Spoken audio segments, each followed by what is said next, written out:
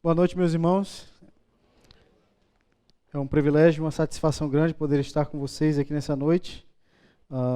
Alguns vão ter que me suportar por mais alguns minutos, se você esteve já presente conosco no primeiro culto.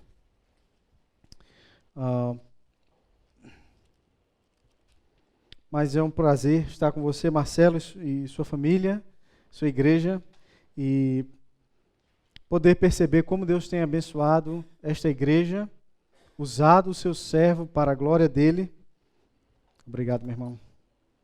E nossa oração é que Deus continue a trabalhar através da vida dele e de vocês aqui nessa igreja. Bom, talvez você já tenha ouvido falar um pouco sobre a maior pirâmide do mundo. Ela fica localizada na região de Giza, no Egito. Ela foi construída pelo faraó Khufu, o segundo faraó da quarta dinastia egípcia. Então, se você entende um pouco de egiptologia, você sabe que isso é muito tempo atrás, por volta do ano 2550 a.C.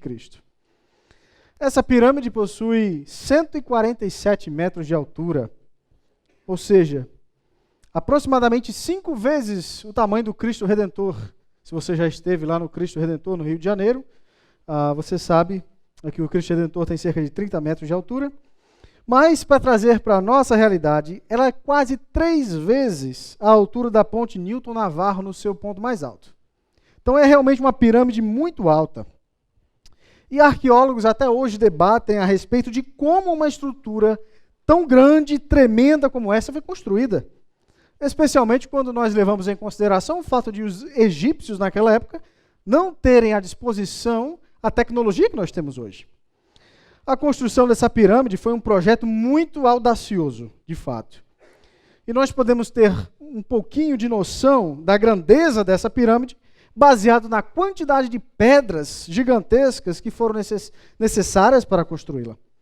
Veja bem, segundo a National Geographic, foram necessárias quase 2,5 milhões de blocos para construir essa pirâmide. 2,5 milhões de blocos. E esses blocos de pedra não eram em nada leves. Eles pesavam cerca de 2 toneladas, ou melhor, entre 2 toneladas e 15 toneladas. Hoje é muito fácil você pensar em guindaste, toda a tecnologia, mas na época, conforme eu pesquisei, cerca de 10 homens eram necessários para arrastar cada pedra dessa, usando vários tipos de equipamentos rudimentares. Agora, a fim de construir essa pirâmide, os estudiosos estimam que os trabalhadores tiveram que sentar cada bloco de pedra a cada 2,5 minutos. Imagine quantas pessoas estavam trabalhando nesse grande projeto. E eles finalizaram a construção de uma pirâmide para a glória de um faraó, na qual seria enterrado esse faraó, para que ele ficasse então na memória da nação do Egito, e a sua grandeza fosse então dissipada. Agora, se você se enganaria se você pensasse que o ser humano, parou de construir essas edificações enormes. Com a ajuda da tecnologia moderna e um pouquinho do ego do ser humano, uma das mais elevadas torres é a Burj Khalifa, na famosa região de Dubai. Muito linda a região, nunca estive lá e jamais irei, eu acho. Mas ela tem 828 metros de altura. 828 metros de altura. E nós pensamos nessas construções e ficamos muito admirados diante da grandeza e da beleza dessas construções. Mas eu digo a você que você, meu querido irmão, nós também fomos chamados para participar de um projeto maravilhoso. Nós também fomos chamados para participar na construção de algo esplêndido, não para a glória de um homem, mas para a glória de Deus. E nós podemos descobrir um pouquinho mais a respeito desse projeto em 1 Coríntios capítulo 3, versos 10 a 17. Se você é um crente muito, muito, muito espiritual e veio também para o primeiro culto, então você sabe que vimos que Paulo, no contexto, está lidando com o problema de divisão na igreja de Corinto. Ele repreende a igreja de Corinto severamente por causa de divisões, e ele gasta 4 capítulos e muita tinta para falar sobre divisão e advertir a igreja. Nos versos 1 a 9 do capítulo 3, que foi o que nós abordamos no primeiro culto, Paulo ensinou uma lição muito poderosa. Se você se recorda, nós aprendemos que Deus chamou os crentes para viverem em unidade pelo Espírito. Nós vimos que a carnalidade era a causa das divisões na igreja e que a espiritualidade era a única solução para o problema de divisão. Ainda no capítulo 3, agora versos 10 a 17, Paulo nos ensina outro princípio poderoso que contrasta com a questão de divisões. Paulo diz: Deus chamou cada crente para edificar a sua igreja. Deus chamou cada crente para edificar a sua igreja. Agora, como que nós podemos nos certificar de que estamos edificando de maneira apropriada? Como sabemos, quais elementos utilizar, quais materiais nós vamos usar para participar na edificação da igreja de Deus? Neste texto, Paulo nos fornece 3 ingredientes fundamentais que cada crente deve utilizar para edificar a igreja de Deus. O primeiro deles é a fidelidade, e se encontra nos versos 10 e 11. Gostaria que você acompanhasse a leitura comigo. Segundo a graça de Deus que me foi dada, lancei o fundamento como prudente construtor, e o outro edifica sobre ele. Porém, cada um veja como edifica, porque ninguém pode lançar outro fundamento além do que foi posto, o qual é Jesus Cristo. Primeiro ingrediente é a fidelidade. Após usar uma analogia da agricultura no verso 9, Paulo termina o verso 9, que gostaria que você olhasse o finalzinho do verso 9 comigo aí, ó. Edifício de Deus sois vós. Paulo termina, depois de usar uma analogia de agricultura, ele termina o verso 9 agora introduzindo uma outra analogia para a igreja. Agora ele diz que a igreja é o edifício de Deus. Antes era a lavoura de Deus, agora é o edifício de Deus. E assim como a plantação, esse edifício também pertence a Deus e não a homem algum. E como esperado, para que você edifique e construa alguma coisa, Deus então chama construtores para participar na edificação de sua igreja. E um dos pré-requisitos no currículo dos trabalhadores é fidelidade. Agora, quando nós falamos sobre fidelidade, algo que nos vem à mente, primeiro, é que precisamos de fidelidade para permanecer no trabalho, perseverança. Um segundo aspecto da fidelidade que nos vem à mente também é realizar o serviço conforme o devido, conforme o designado. Nesse contexto, eu gostaria de encorajar você a entender da segunda maneira. Paulo chama a nossa atenção não necessariamente para perseverar. A fidelidade não é para perseverar na edificação da igreja, apesar disso ser necessário, mas no contexto, a ênfase é mais em edificar a igreja conforme os parâmetros devidos. E aí você pensa numa construção. Existem certos parâmetros que devem ser seguidos e obedecidos para se construir de maneira apropriada. E como qualquer construção, a primeira coisa a ser lançada é o fundamento, o alicerce. Paulo diz no verso 10, segundo a graça de Deus que me foi dada, lancei o fundamento. E agora Paulo deseja chamar a atenção dos coríntios para a realidade de que ele, Paulo, não outra pessoa, ele lançou o fundamento desse edifício de Deus. A ação verbal, lancei o fundamento, constitui a informação mais importante no verso até agora. Paulo deseja chamar a atenção para isso. Pense num neon piscando. É essa a mensagem que Paulo deseja passar. Então ele deseja frisar, eu lancei o fundamento. Como eu sei disso? É importante notar aqui que ao escrever o verso 10, Paulo utiliza 2 recursos de comparação que descrevem o contexto no qual a ação verbal ocorre. Talvez você esteja cansado de mim nesse momento, mas Paulo deseja colocar a ênfase no verbo. Essas comparações servem de moldes, pense nisso, elas servem de moldes ou molduras, dentro das quais Paulo revela fidelidade em seu ministério. E um dos moldes está aí na sua Bíblia, bem claro. É segundo a graça de Deus que me foi dada. Ele deseja pintar uma imagem, ele pinta nessa moldura, segundo a graça de Deus que me foi dada. Ou seja, em harmonia, de acordo com a graça de Deus. Paulo estava ciente de que o chamado para ser um dos construtores de Deus era somente devido à graça de Deus sobre sua vida. Sua habilidade para servir não vinha de si mesmo como construtor. Tudo que ele tinha e era para edificar a igreja de Deus vinha de Deus.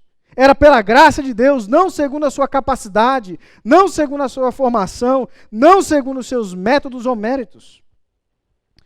E agora o entendimento da graça de Deus, de Paulo, o conduz a edificar a igreja de Deus com fidelidade. E lembre-se, fidelidade no sentido de construir conforme o parâmetro adequado, os padrões corretos.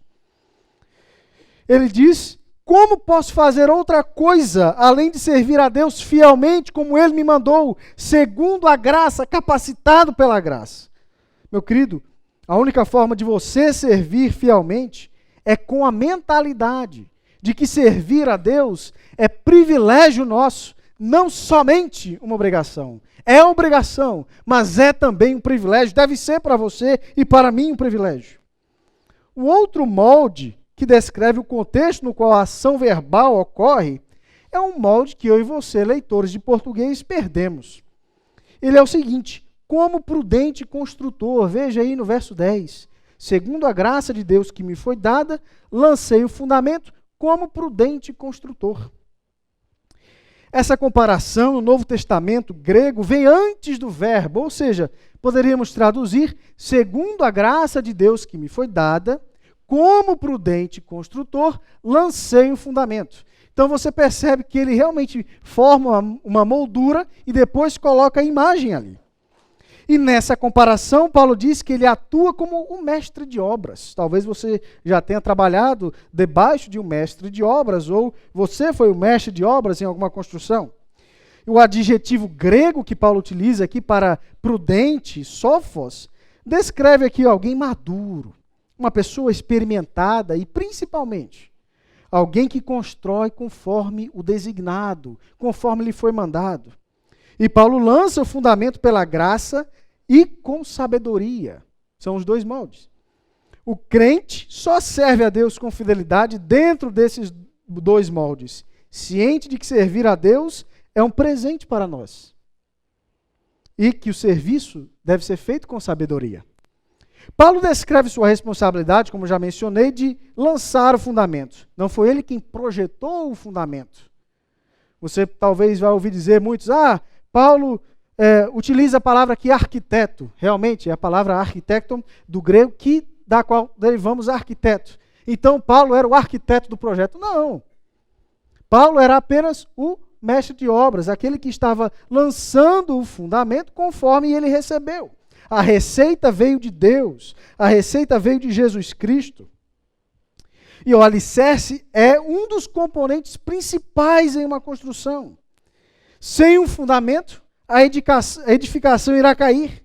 Pode até permanecer de pé por um tempo, mas ela irá cair. Essa torre mais alta do mundo, por exemplo, que eu mencionei aqui agora, para que ela fique de pé, preste atenção, ela precisa de um suporte muito poderoso, que foge aos nossos olhos, não vemos. Seu fundamento rasga 50 metros solo abaixo, 50 metros. E é estruturado com o auxílio de 45 metros cúbicos de concreto, pesando mais de 120 mil toneladas. Somente para construir o fundamento dessa torre, foi necessário mais de 1 ano de serviço. Então, todo ser humano sabe a importância de fundamento. E Paulo utiliza essa imagem para mostrar que ele lançou um fundamento poderoso.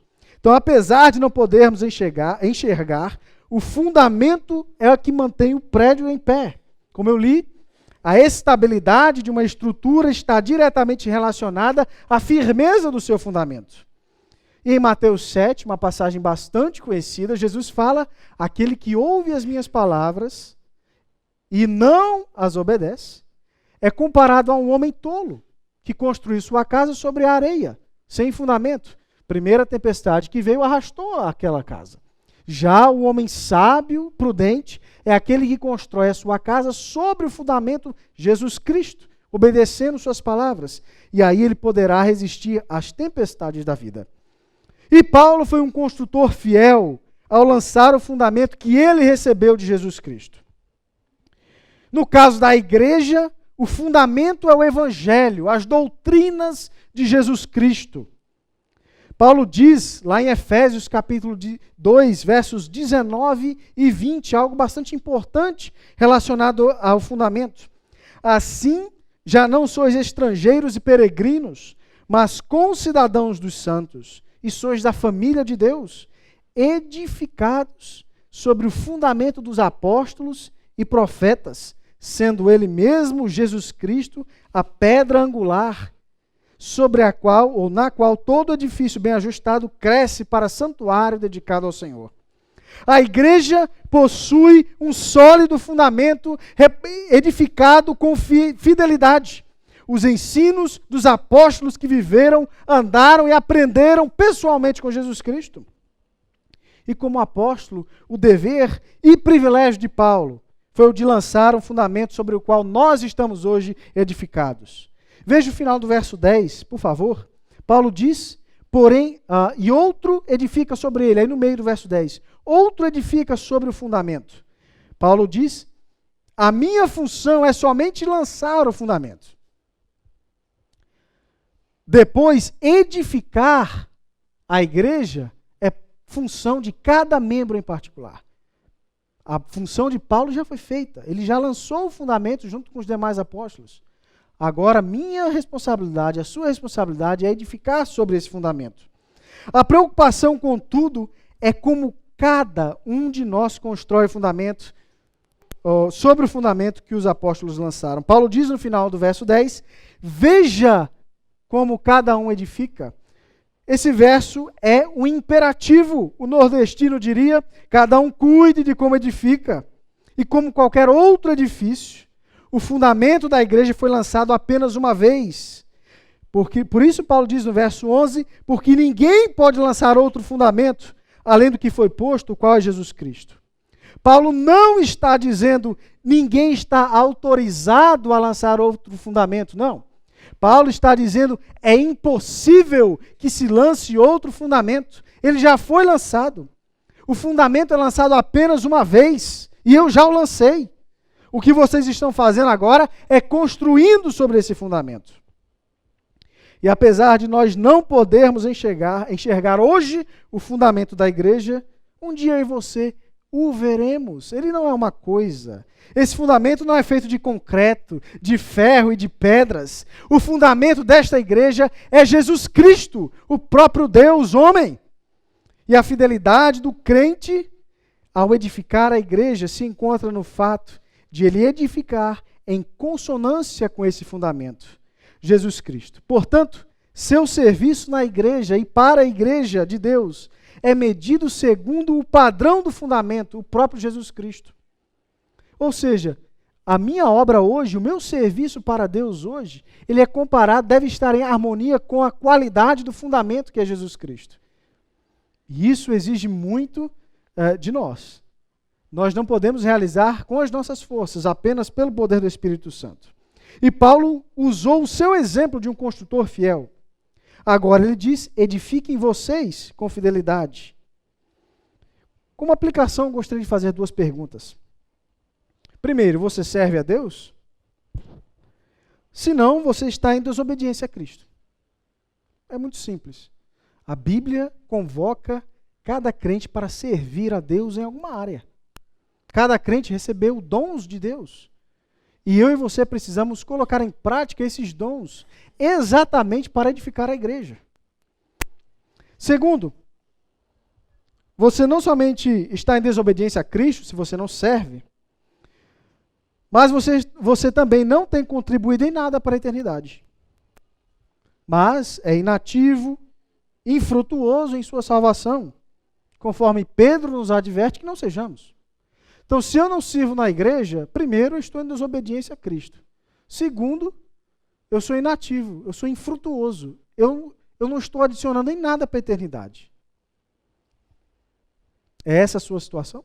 O caráter do seu serviço concorda com o caráter de Jesus Cristo? Talvez você sirva aqui no louvor, na ministração da palavra, talvez liderando pequenos grupos, limpando o templo, ajudando no berçário, etc. Qualquer que seja, meu irmão, o serviço que você desempenha na igreja, sua preocupação deve ser a seguinte: será que eu sirvo a Deus fielmente, de forma que o edifico como devo fazer? Paulo adiciona mais ingredientes necessários para crentes usarem ao edificar a igreja de Deus. Ele diz, olha, vocês precisam edificar a igreja de Deus, não somente com fidelidade, mas também com excelência. Veja versículos 12 a 15, excelência. Contudo, se o que alguém edifica sobre o fundamento é ouro, prata, pedras preciosas, madeira, feno, palha, manifesta se tornará a obra de cada um, pois o dia a demonstrará, porque está sendo revelada pelo fogo. E qual seja a obra de cada um, o próprio fogo o provará. Se permanecer a obra de alguém que sobre o fundamento edificou, esse receberá galardão. Se a obra de alguém se queimar, sofrerá ele dano, mas esse mesmo será salvo, todavia como que através do fogo. Nessa passagem, o interesse de Paulo é se aquilo que nós iremos realizar irá, no fim, contribuir para a edificação de Cristo, da igreja de Cristo ou não. A preocupação é essa. Será que o que você faz hoje, será que o que eu estou fazendo agora, contribui de alguma maneira para a edificação da igreja? Deus chamou cada crente para edificar a sua igreja, e todo crente deve edificá-la com fidelidade e excelência. E a fim de realizar o serviço com excelência, precisamos estar cientes da natureza de nossas obras. No verso 12, Paulo usa a figura de ouro, prata, pedra, madeira, feno e palha para descrever a minha obra e a sua obra. E por que Paulo utiliza essas figuras? É interessante saber que esses materiais eram utilizados pelos antigos no mundo greco-romano para construções. Nessa sociedade, templos e casas de pessoas ricas eram construídas de pedra, de mármore, com adorno de prata, ouro. Você pode se lembrar do templo dos israelitas no Antigo Testamento. As pessoas mais pobres, porém, utilizavam madeira, utilizavam tijolos de barro misturados com palha e feno. No caso da primeira construção, que era feita com pedra, ouro e mármore, o fogo que chegava não queimava e não destruía. No caso da segunda, qualquer incêndio era devastador. E todo leitor dessa carta estava familiarizado com esses materiais. É necessário entender o que Paulo deseja destacar com essa ilustração. Veja bem, o foco de Paulo não está nos materiais em si. O foco de Paulo está no fato de eles serem ou não destrutíveis. A atenção está no caráter não perecível ou perecível desses materiais. Será que eles irão sobreviver ao teste de controle de qualidade de Deus? E podemos facilmente agrupar esses materiais em dois grupos distintos. O primeiro grupo é representado por ouro, prata e pedras preciosas. Esse é o grupo das obras valiosas que os crentes realizam na edificação da igreja. Especialmente à luz desse contexto, essas obras são de pessoas maduras, crentes maduros, que promovem maturidade na igreja, que promovem unidade na assembleia para a glória de Deus. Esses crentes não promovem divisão. E quais obras nós poderíamos incluir aqui? Nós poderíamos encaixar aqui ajudar no louvor, visitar membros, ensinar, pregar, liderar, varrer, ajudar no estacionamento, etc. Na verdade, qualquer coisa moralmente boa que contribui para a edificação da igreja se qualifica como ouro, prata e pedras preciosas, que resistirão ao controle de qualidade de Deus. Agora, o segundo grupo é representado por madeira, feno e palha. Esse é o grupo das obras inúteis que crentes executam na igreja. Obras que, da perspectiva eterna, não somam em nada. E o que nós poderíamos incluir aqui? O interessante é que nós podemos encaixar exatamente nesse ponto as mesmas obras que encaixamos no ponto anterior. Poderíamos dizer ajudar no louvor, visitar membros, ensinar, pregar, liderar, varrer, ajudar no estacionamento, etc. Agora, em contraste com as obras de materiais duradouros, esse segundo tipo é o de coisas temporárias, comuns, baratas e fáceis de se obter. Agora, nesse ponto, você pode pensar, olha, você está se contradizendo aí, meu amigo. Eu vou dizer para você que não, porque a verdade é que o motivo por que fazemos alguma coisa é tão importante quanto o que nós fazemos.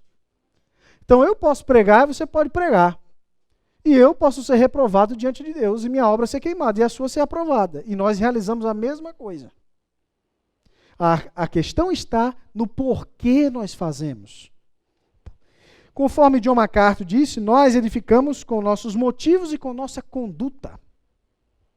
E eu creio que essa é a chave para entendermos a qualidade das nossas obras. Apesar de eu e você realizar as mesmas obras na igreja, como eu disse, as minhas podem ser rejeitadas e as suas aceitas. Pense em 2 irmãos do Antigo Testamento, corretamente? Caim e Abel. Cada um, então, deve se perguntar, quais são os meus motivos para servir a Deus? Será que eu desejo chamar a atenção para mim mesmo? Será que eu desejo que isso seja um desencargo de consciência? Ou será que eu realmente desejo utilizar os meus dons para edificar a igreja de Deus para a glória de Cristo? E qual é a minha atitude enquanto eu sirvo ao Senhor? Meu querido, eu digo a você que nós devemos nos perguntar, fazer essas perguntas com seriedade e honestidade, porque Deus chamou cada crente para edificar a sua igreja, e devemos edificá-la com excelência. E para edificar com excelência, precisamos estar cientes da natureza de nossas obras e também estar cientes da avaliação das nossas obras. Isso se encontra no verso 13. Acompanhe comigo, por favor. Manifesta se tornará a obra de cada um, pois o dia a demonstrará, porque está sendo revelada pelo fogo. E qual seja a obra de cada um, o próprio fogo aprovará. Paulo emprega 3 verbos diferentes para destacar o fato de que nossas obras serão manifestas um dia. Nossa obra se tornará manifesta, o dia a demonstrará e está sendo revelada. O apóstolo nos informa primeiro quando essa avaliação acontecerá. E esse julgamento será no dia. Assim como o dia traz à luz todas as coisas, esse dia também trará à luz as nossas obras, irá expor as nossas obras, de forma que elas serão vistas da perspectiva divina. Esse é o mesmo dia a respeito do qual Paulo falou em 2 Coríntios 5, verso 10. Porque importa que todos nós compareçamos perante o tribunal de Cristo, para que cada um receba segundo o bem ou mal que tiver feito por meio do corpo. Agora, muitos crentes, ao se depararem com essa passagem aqui, ficam com medo. Eles pensam que esse será um julgamento final, no qual Deus irá determinar se esse crente irá para o céu ou para o inferno. Não há necessidade de você temer essa passagem. Essa passagem é uma passagem de advertência, mas também de encorajamento. Essa aqui é uma avaliação de nossas obras, não de nossa posição ou condição espiritual. Nesse julgamento, Deus determinará não o destino espiritual de nossas almas, mas o destino de nossas obras. Então, nessa ocasião, Deus entregará presentes, os chamados galardões, para crentes que serviram com fidelidade e excelência. Esse é um julgamento para retribuição, não para salvação ou perdição. Agora, haverá sim um julgamento final, conforme Apocalipse 20 nos ensina, e nesse julgamento final, pecadores não regenerados serão colocados diante de Deus e lançados para o fogo eterno, porque eles rejeitaram o Senhor Jesus Cristo. Nesse ponto, o que eu digo para você, meu querido, é que se você ainda não se arrependeu de seus pecados, não reconheceu a Jesus Cristo, o Filho de Deus, como seu Salvador, que Ele morreu na cruz e ressuscitou para comprar o perdão dos seus pecados, por favor, entregue sua vida a Jesus Cristo e receba o dom de vida eterna. Jesus é capaz de livrá-lo dessa ira vindoura de Deus. para que você não se encontre nesse julgamento final. O crente, contudo, não teme essa passagem. Essa é uma passagem de retribuição pelas nossas obras. Receberemos galardões, presentes. Paulo também nos informa não somente o quando isso acontecerá, mas também o como.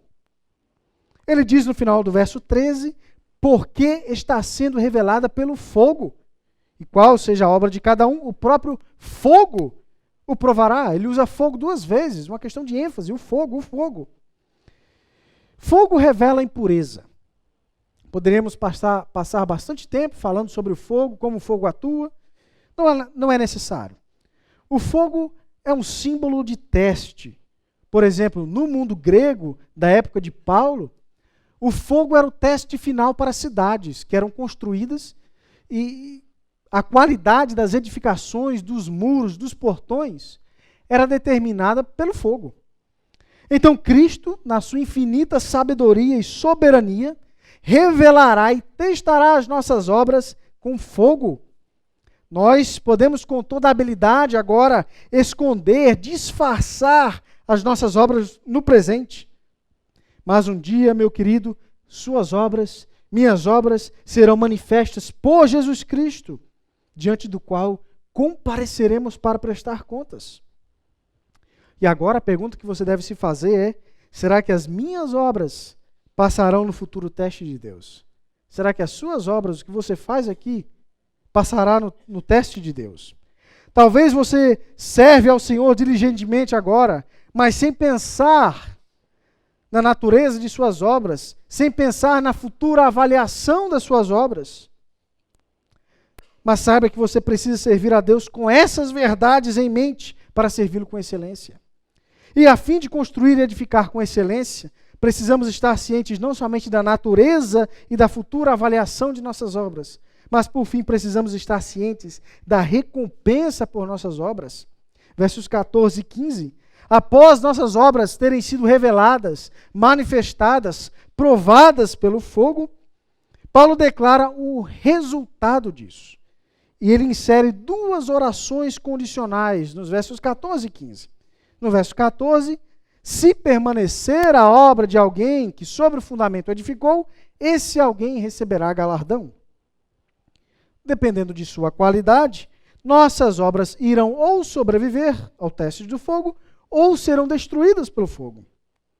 Nessas duas orações condicionais, Paulo traz à lume o conceito de permanência. Permanência. O foco é o caráter de nossas obras.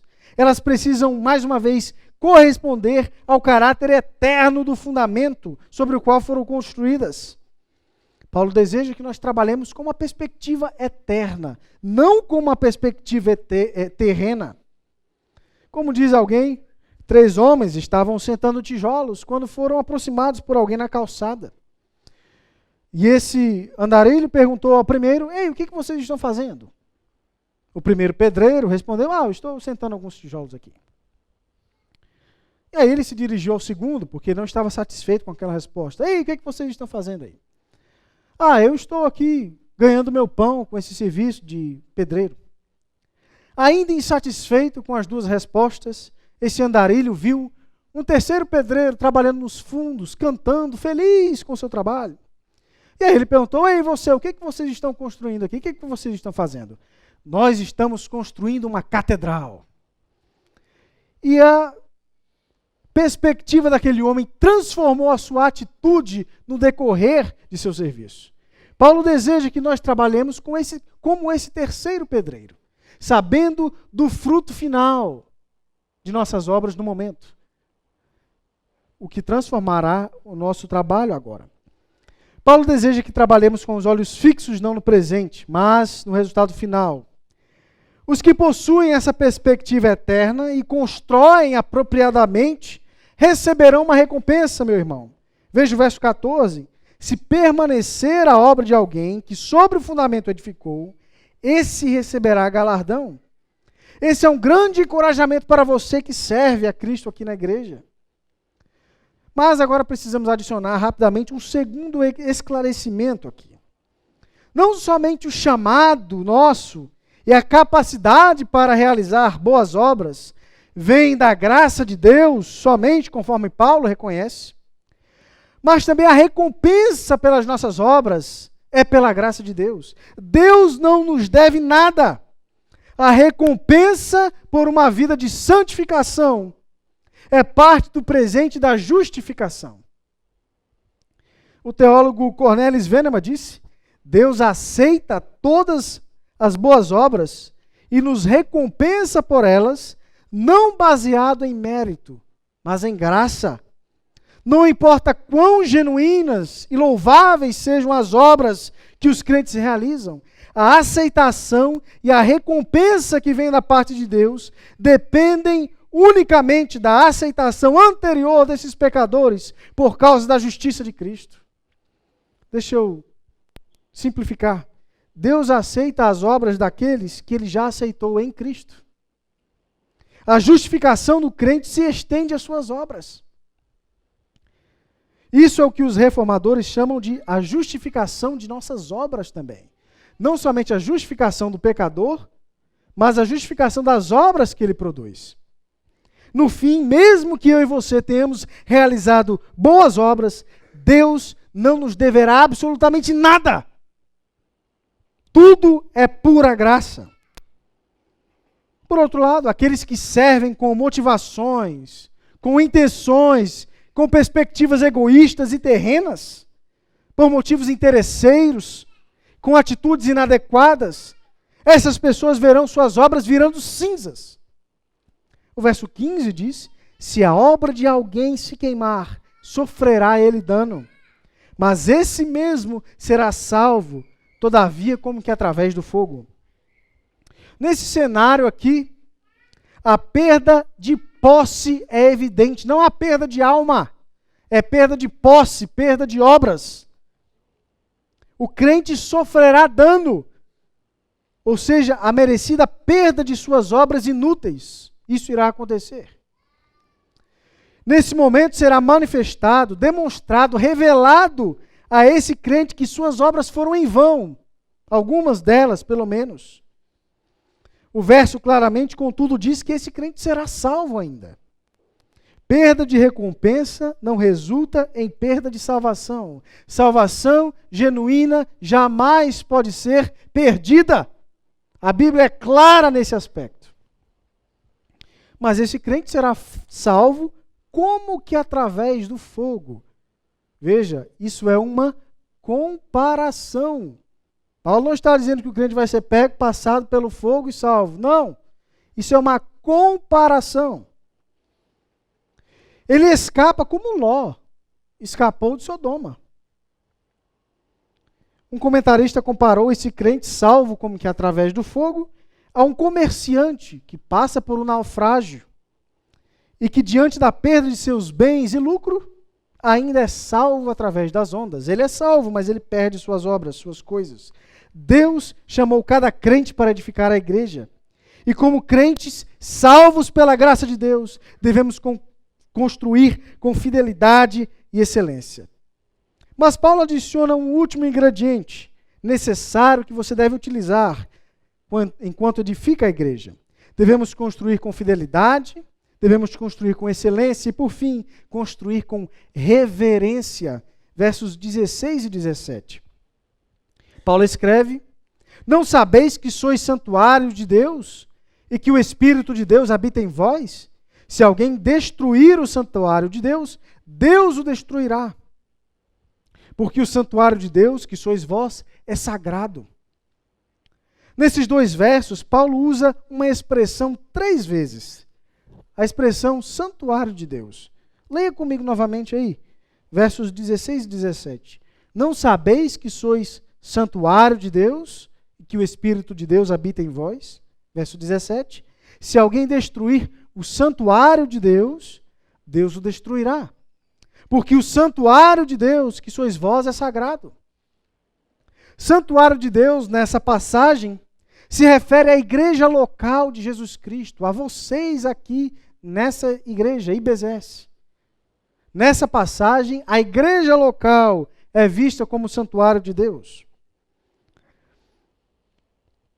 O apóstolo Paulo usa essa expressão em outras passagens também. Se você está trazendo a concordância bíblica para a sua cabeça agora, você vai se lembrar de 1 Coríntios capítulo 6, verso 19. Paulo fala sobre imoralidade sexual e ele diz: acaso não sabeis que o vosso corpo é santuário do Espírito Santo? Que não sois, que está em vós, o qual tendes da parte de Deus e que não sois vós mesmos. O vosso corpo é santuário do Espírito Santo. Paulo também usa essa expressão, afirmando que o crente é santuário do Espírito Santo, santuário de Deus. Portanto, veja bem, em 1 Coríntios capítulo 6 e em 2 Coríntios capítulo 6, santuário de Deus, santuário do Espírito Santo, se refere ao crente individual.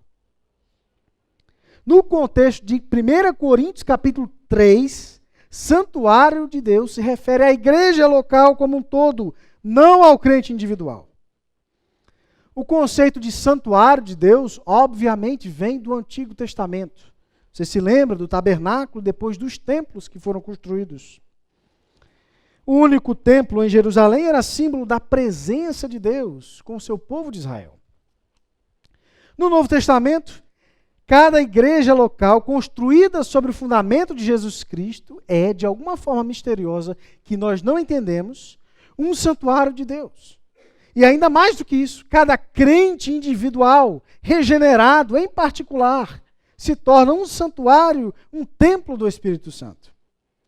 Paulo deseja construir aqui, então, nesse texto, um senso de temor e reverência na vida de cada crente. Paulo está dizendo a você, ouça bem, o que você está construindo não é um simples edifício. O que você está construindo não é uma escola. Você não está construindo um hospital. Você não está construindo um prédio do governo. Você não está edificando um palácio a um rei poderoso. Você está construindo o santuário de Deus. É aqui que Deus se manifesta de forma especial. É aqui que o mundo nota com mais intensidade os atributos, o caráter de Deus. Portanto, edifique, meu querido, com temor e reverência. E Paulo enfatiza ainda mais a seriedade dessa situação nos versos 16 e 17. Ele adiciona mais e mais declarações, uma em cima da outra. A igreja local é o santuário de Deus. O Espírito de Deus habita aqui dentro. Deus destruirá aquele que destrói a sua igreja. A igreja local é santa. O que vemos aqui é uma advertência severa e poderosa. Deus julgará aquele que causar o colapso da igreja local. E isso se torna ainda mais forte para os irmãos de Corinto, que estavam causando o colapso da igreja local por conta de divisões. Paulo diz, cuidado, porque Deus destrói aquele que destrói a igreja local. Porque ela é santuário de Deus. Havia um monstro se movendo ali sobre as águas da igreja de Corinto, um monstro chamado divisão. E com essa admoestação poderosa, Paulo lança um torpedo e destrói esse monstro com toda a sua velocidade e força. Ele diz, Deus julgará aqueles que contribuem com a edificação da igreja local, mas que a despedaçam ao mesmo tempo. Deus julgará aqueles que realizam obras aqui na igreja, aqueles que se vestem bem para aparentar serem santos, mas que destroem a igreja local com seu pecado. Porque a igreja é o seu santuário, o santuário de Deus, não meu. Essa aqui não é a minha casa, essa aqui não é o meu lar. A igreja é habitada pelo Espírito de Deus, que manifesta o seu caráter através de nós. E eu e você temos o privilégio de estar envolvidos na construção de algo grandioso chamado igreja. Um projeto maravilhoso, o santuário de Deus. Como você percebe, Paulo mostra como é um privilégio, como há recompensas para aqueles que trabalham na obra, que a enxergam não somente como um dever, uma obrigação, mas como uma satisfação. Mas ele também destaca a seriedade disso. Você não está construindo qualquer coisa para qualquer pessoa. Mais uma vez, se você está trazendo a concordância bíblica para a sua cabeça, você vai lembrar de Hebreus capítulo 12, versos 28 e 29. O autor escreve: por isso, recebendo nós um reino inabalável, retenhamos a graça, pela qual sirvamos a Deus de modo agradável, com reverência e santo temor, porque o nosso Deus é fogo consumidor. Ele não escreveu isso para descrentes, ele escreveu isso para crentes. A verdade é, não temos reverência muitas vezes no serviço a Deus, porque não temos reverência diante do próprio Deus.